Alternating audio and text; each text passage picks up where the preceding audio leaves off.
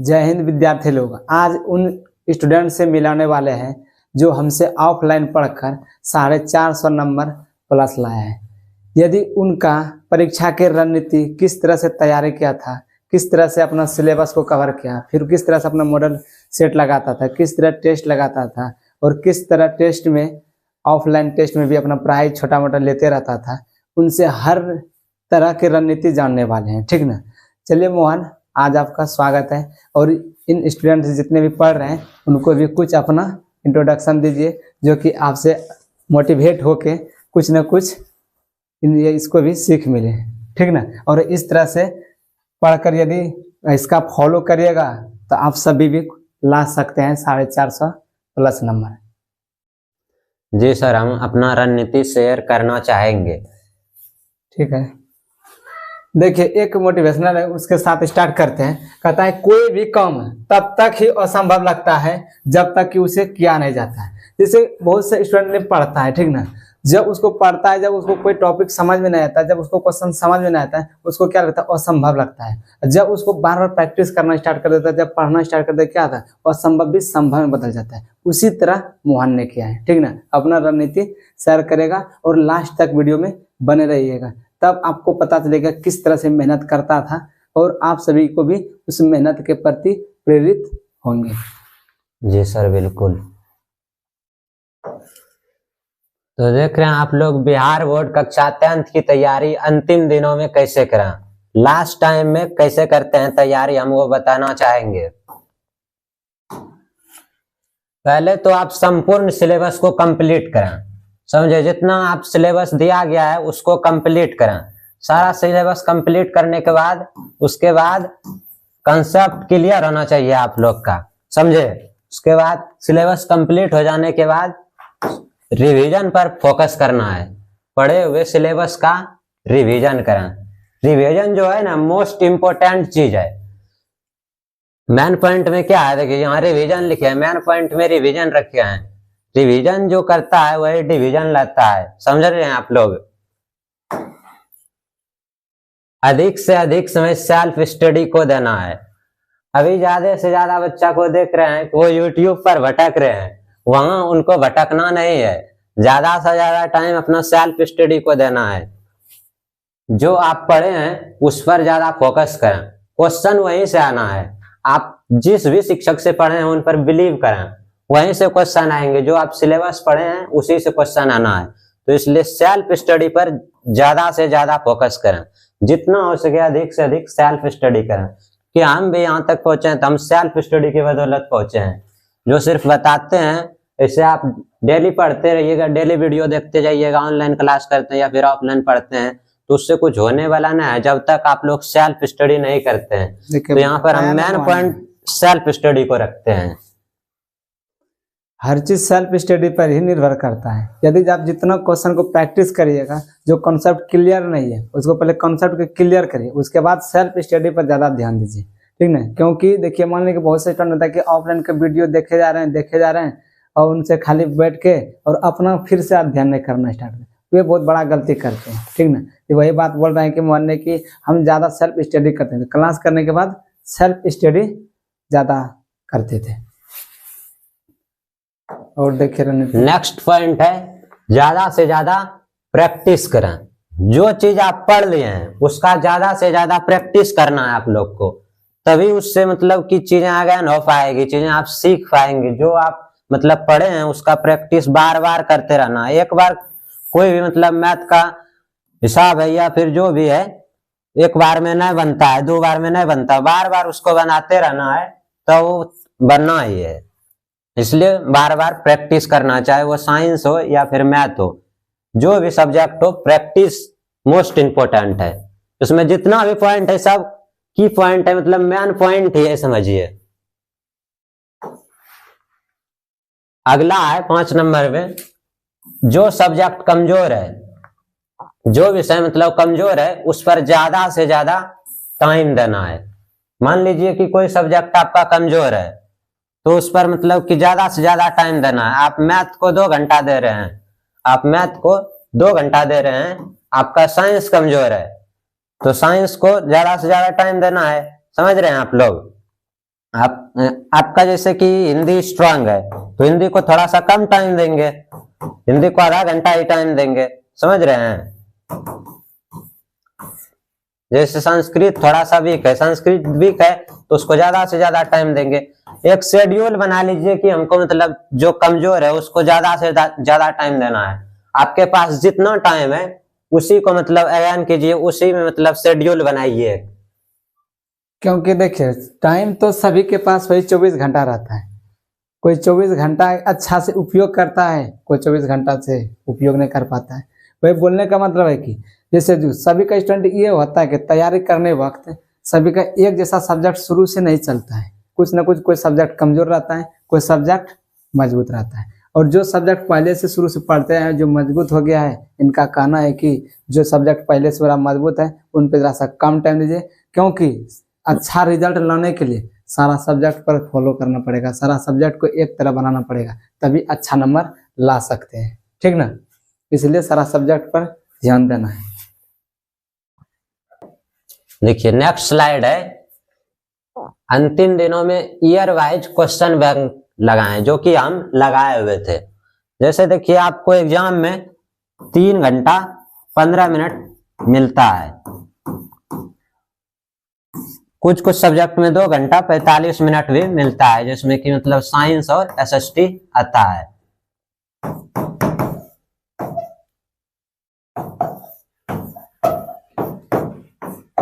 जो कि 80 मार्क्स का होता है। मैथ का हमको सेट एगो लगाना है, उसमें 3 घंटा 15 मिनट हम भरपूर उसका उपयोग करेंगे। जिस तरह एग्जाम में मतलब दिया जाता है उस तरह हम मतलब घर में अपना एक शेड्यूल बना के उतना 3 घंटा 15 मिनट पूरा उपयोग करेंगे और उसमें देखेंगे कितना क्वेश्चन मेरा सॉल्व होता है। जो नहीं सॉल्व होता है उसको बाद में फिर से हमको सॉल्व करना है, उस पर ध्यान देना है, ना कि जो सॉल्व हो रहा है बार बार उसी को रगड़ रहे हैं। जो सॉल्व नहीं हो रहा है उस पर आप फोकस कीजिए, क्योंकि वही क्वेश्चन एग्जाम में आता है और वही दिक्कत कर जाता है। क्योंकि आप जानते हैं जो वो तो आप बना ही देंगे। इसमें कहने का मतलब क्या, अंतिम दिनों में ईयर वाइज क्वेश्चन बैंक का प्रयोग करें। अब लास्ट टाइम है तो आप चैप्टर वाइज क्वेश्चन बैंक का प्रयोग क्या कर सकते हैं, उसमें कैसे बनाएंगे। वो जो शुरू से जो पढ़ता है मतलब शुरू से जैसे एक चैप्टर कंप्लीट किया तो उसके लिए चैप्टर वो मतलब लगाना उसके लिए इम्पोर्टेंट रहता है कि हमसे इतना मतलब बन रहा है क्वेश्चन की ना बन रहा है। मेरे कहने का मतलब है लास्ट में आप ईयर वाइज क्वेश्चन बैंक का ही प्रयोग करें। बाद में कि सर कुछ बताएंगे। देखिए इसमें ईयर वाइज मान के टेस्ट लगाने से फायदा यह हो जाता है कि देखिए 3 घंटा 15 मिनट में ये भी पता चल जाता है कि हम कितना देर में कितना क्वेश्चन अटेम्प्ट किए, ठीक ना। जैसे मान लो किसी का कम क्वेश्चन बन रहा है, माने क्या हर सब्जेक्ट तो सबका मजबूत होता नहीं, और जो टॉपिक मान लो कि बनाए और उस सब्जेक्ट में से मान के बोला कि मैथ है, ठीक ना। जैसे मैथ बोला, मैथ में 3 घंटा 15 मिनट बनाया और 3 घंटा 15 मिनट में बहुत सा क्वेश्चन होता है कि जैसे होता है 50 ऑब्जेक्टिव बनाना पड़ता है। 50 ऑब्जेक्टिव में मान लो कि 40 ऑब्जेक्टिव भी बना और 10 ऑब्जेक्टिव भी, 100 ऑब्जेक्टिव में भी 10 ऑब्जेक्टिव मान लो कि छूट रहा है, तो 10 ऑब्जेक्टिव पर इस पर ज्यादा फोकस करना है। इनका कहना है कि जो नहीं बनता है उस पर प्रैक्टिस करना है, क्योंकि ये जरूरी भी होता है। क्योंकि जो बनता है तो ये कभी भी बना देगा, चाहे एग्जाम में कहीं भी कोई पूछेगा या कहीं पर भी अपना टाइम लगा के भी अपना सेट मारना स्टार्ट करिएगा तो बना देगा। लेकिन जो नहीं बनता है उस पर फोकस करिएगा तभी नंबर बढ़ेगा, ठीक ना। उसी प्रकार सब्जेक्टिव में भी होता है, जो क्वेश्चन नहीं बनता है उस पर फोकस करना है। और टाइम और ईयर वाइज क्वेश्चन बैंक सबसे बढ़िया है। मॉडल सेट मारने से बढ़िया कि ईयर वाइज जो खुद पूछा हुआ क्वेश्चन है, प्रीवियस ईयर से पूछा गया है, उसको सेट मारिए, बहुत बेहतरीन फायदा करेगा। क्योंकि मोहन भी मारता था और अब उससे भी आपको ये भी सीख मिलता है कि यह क्वेश्चन पूछा हुआ है और इस तरह से पूछा जाता है, ठीक है। फिर देखिए नेक्स्ट स्लाइड लेता है। नेक्स्ट स्लाइड में हम रखे हैं नेक्स्ट टॉपिक में मॉडल सेट लगाएं। क्वेश्चन बैंक तो आप लगाते हैं, मॉडल सेट का भी प्रयोग करें, चूंकि हम मॉडल सेट लास्ट में लगाए हुए थे। इसमें कुछ ज्यादा नहीं, मॉडल सेट आप प्रयोग करें। इसमें मतलब एग्जाम टाइप का सेट दिया रहता है, सैंपल सेट मतलब बिहार बोर्ड जो जारी करता है सैंपल पेपर, उसी को हम लगाए हुए थे, जो कि 5-5 सेट सबका जारी करता है। वही बिहार बोर्ड सैंपल पेपर जो जारी करता है उसी को लगाना है। मतलब उस फीलिंग आता है कि एग्जाम में ऐसे ऐसे क्वेश्चन पूछेगा, ये नहीं कि मॉडल पेपर से ही क्वेश्चन पूछेगा। मॉडल पेपर से क्वेश्चन ना आता है, ना ही उस लेवल का आता है। सिर्फ वो बताता है कि मतलब कि पैटर्न बताता है कितना क्वेश्चन पूछेगा अब की बार बिहार बोर्ड और इतना क्वेश्चन नहीं पूछेगा। ये ना आप लोग आंख लीजिएगा मॉडल पेपर हमसे बन रहा है तो एग्जाम में मतलब धुराझाड़ बन जाएगा सब पूरा। वहां पे मॉडल पेपर भारी भी आ सकता है, मतलब हल्का भी दे सकता है। तो मॉडल पेपर से हमको ये ना आंक लेना है कि मॉडल पेपर हम बना लिए तो सब मेरा हवा हवा में उड़ जाना है, ये नहीं बात होना चाहिए। मॉडल पेपर से मतलब वो चीज नहीं होता है। नेक्स्ट स्लाइड देखिए। अपने हैंड राइटिंग पर फोकस करें, क्योंकि हैंड राइटिंग 20% हम मानते हैं मायने रखते हैं एग्जाम में। हैंड राइटिंग पर फोकस करना ही होगा। हैंड राइटिंग अगर आपका अच्छा है तो और भी बेहतर है। अगर जिसका थोड़ा सा मतलब गड़बड़ा गया, मतलब कि उतना अच्छा ना है, तो बार बार वो प्रैक्टिस करे, लिखे उसको।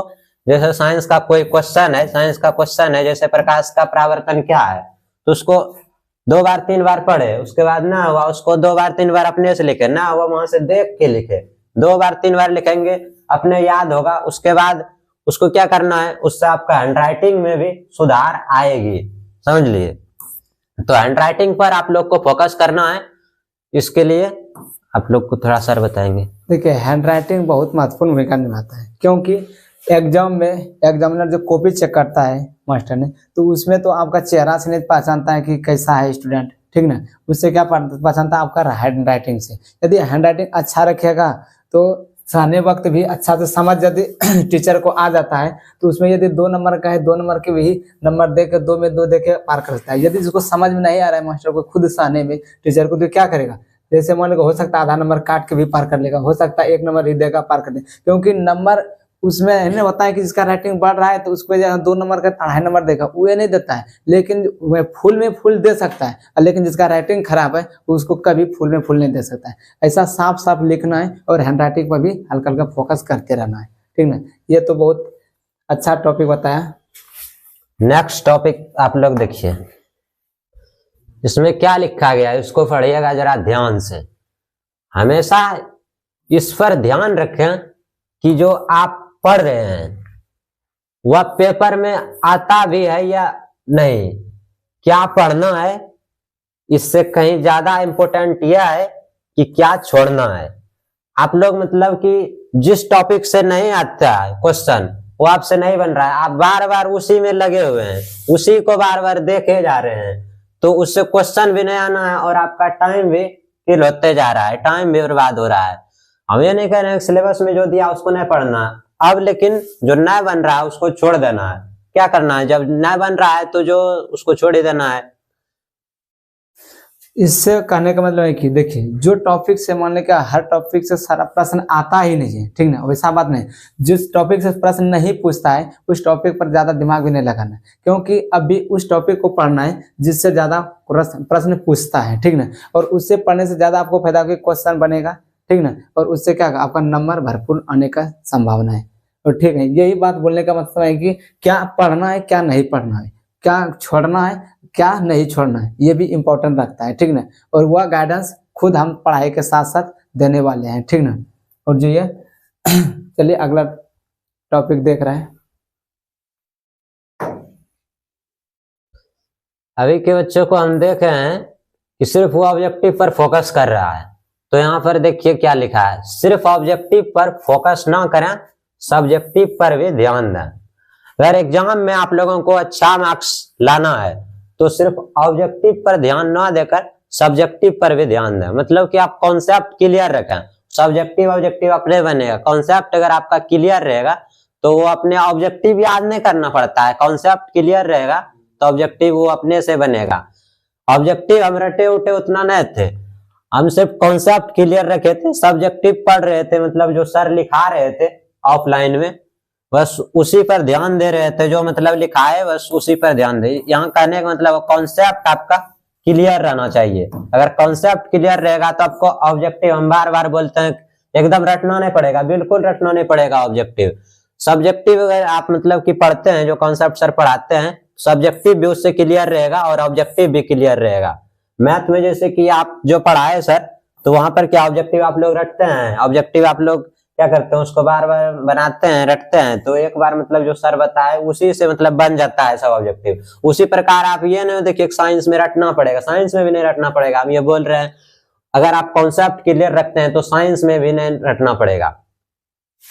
ये देखिए इनका कहना है कि जब हम बताते थे ना तो जरा ध्यान से, हाँ ये भी बात होता है कि जब क्लास जिस समय करते हैं उस समय यदि आप ध्यान सही से रखें तो कॉन्सेप्ट क्लियर रहता है। और बहुत सारे स्टूडेंट्स का ये भी होता है कि प्रॉब्लम की जब क्लास कर रहे हैं कहीं ध्यान की ओर है, कहीं पढ़ रहे हैं ध्यान से और है, उसमें होता है कि कॉन्सेप्ट क्लियर नहीं होता है। और कॉन्सेप्ट क्लियर नहीं होने के बाद क्या करना पड़ता है पता है कि उसको कंसेप्ट को नहीं पता है तो क्वेश्चन को ही रटना स्टार्ट करते हैं। क्वेश्चन को रटने का प्रयास नहीं करें, क्वेश्चन को पहले समझने का प्रयास करें। यदि क्वेश्चन समझ गए, कंसेप्ट क्लियर हो गया, तो उसके बाद क्या है कि खुद ऑब्जेक्टिव बनेगा, खुद उसका सब्जेक्टिव भी खुद अपने भाषा में लिखेंगे। बोलता है ना कि खुद क्वेश्चन में भी लिखा होता है परीक्षार्थी यथासंभव अपने ही शब्दों में उत्तर दें। इसलिए यदि कंसेप्ट क्लियर रहेगा खुद अपना शब्द में उत्तर दीजिएगा, और यदि कंसेप्ट क्लियर नहीं रहेगा तब खुद रटा दीजिएगा और एग्जाम का प्रेशर जैसे पड़ेगा तो बहुत सा कुछ भूल भी जाइएगा और कुछ से कुछ लिखना स्टार्ट कर दीजिए। इसलिए कंसेप्ट क्लियर रखें, उसके बाद खुद अपने क्वेश्चन बनना स्टार्ट होगा।